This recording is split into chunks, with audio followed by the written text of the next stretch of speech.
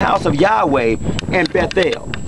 See, a lot of people equate Bethel with a house of Yahweh. And then you got a lot of other different houses here. You understand what I'm saying? That you're dealing with Bethel.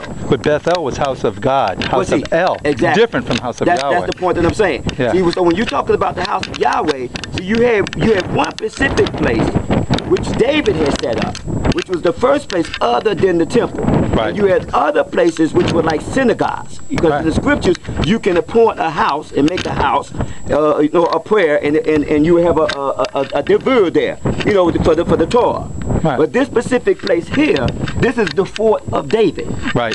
And see what's happening here. We've been searching 20 years for this place, and we've been doing the 6th year. We've been here for 6 years, just covering the surrounding areas.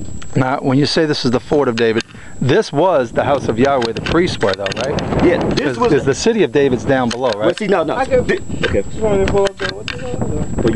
Can you show me later on that? Oh yes. What's happening? I want you to explain. We're going to go through the whole routine. Because I only got so much battery. See, what's happening here is that this is actually the tabernacle. This land that you're standing in right now is the land of the Jebusites.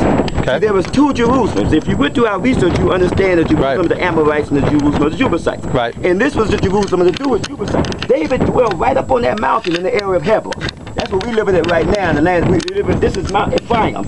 This is the part of Mount Ephraim that comes down into the land of Judah. Right. And see, the whole concept is Judah dwelled in the south, and Ephraim dwelled in the north. And what was going on is here that this was the center point where you had Ephraim here, you had Judah there, you had Benjamin there, and you had Simeon there.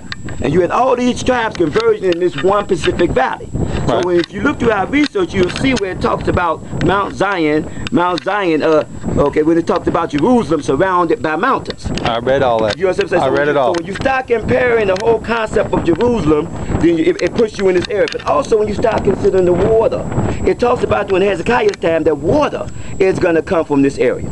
You hear what I'm saying? It's going to come from the fountain, and one is going to go to the salt sea, and the other one's going to go to the uttermost sea. And when you consider what's happening right here in the area, I don't know if when you was walking up here, you seen that they dig it, and all the waters and the rod is coming from these underground wells, underground streams they have going right now.